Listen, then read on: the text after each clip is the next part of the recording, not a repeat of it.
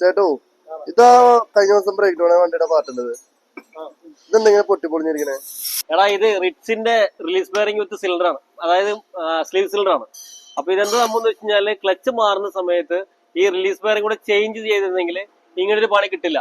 ഇത് ക്ലച്ച് മാറുന്ന സമയത്ത് തന്നെ മാറുകയാണെന്നുണ്ടെങ്കിൽ നമുക്ക് അടുത്ത പ്രാവശ്യം ക്ലച്ചും ചേഞ്ച് ചെയ്യണം, അടുത്ത സമയത്ത് ഇത് ചേഞ്ച് ചെയ്താൽ മതി. അപ്പൊ നമുക്ക് ഇങ്ങനെയുള്ള പണിയൊന്നും കിട്ടില്ല. അത് മാറിയില്ല എന്നുണ്ടെങ്കിൽ ഇതുപോലെ ക്ലച്ച് മാറുന്ന സമയത്ത് റിലീസ് ബെയറിംഗ് മാറില്ല എന്നുണ്ടെങ്കിൽ നമുക്ക് ഇതുപോലത്തെ പണിയൊക്കെ കിട്ടും. ഇതുപോലത്തെ പണി കിട്ടിക്കഴിഞ്ഞാൽ ചിലപ്പോൾ നമുക്ക് രണ്ടാമത് ഗിയർ ബോക്സ് ഇറക്കേണ്ടി വരും. അതുപോലെ തന്നെ ചിലപ്പോൾ അല്ല എന്തായാലും ഗിയർ ബോക്സ് ഇറക്കേണ്ടി വരും. അതുപോലെ തന്നെ ചിലപ്പോൾ ക്ലച്ച് ഒക്കെ ചേഞ്ച് ചെയ്യുന്ന അവസ്ഥയിലോട്ട് വരും. അതായത് പുതിയ ക്ലച്ചൊക്കെ ചിലപ്പോൾ ചേഞ്ച് ചെയ്യുന്ന അവസ്ഥയിലോട്ട് വരും. കാര്യം ഈ സ്പ്രിങ്ങോ അതിനെന്തെങ്കിലും മെറ്റൽ പാർട്സോ ഒക്കെ ഈ ക്ലച്ചിനിടയിൽ കയറി പോയി കഴിഞ്ഞാൽ പെട്ടെന്ന് ക്ലച്ച് കംപ്ലൈന്റ് ഉള്ള ചാൻസ് കൂടുതലാണ്. അപ്പൊ ക്ലച്ച് മാറുന്ന സമയത്ത് നമ്മുടെ ഈ റിലീസ് ബെയറിംഗ് വിത്ത് സിലിണ്ടറോട് മാറിക്കഴിഞ്ഞാൽ അങ്ങനത്തെ ഒരു വലിയ പ്രശ്നത്തിൽ നിന്ന് നമുക്ക് ഒഴിവാക്കിയിട്ടും ചെയ്യാം. അതുപോലെ വണ്ടി വഴി കിടക്കുന്ന പ്രശ്നം ഒഴിവാക്കുകയും ചെയ്യാം. അതാ മനസ്സിലായി സംഭവം എന്താണ്?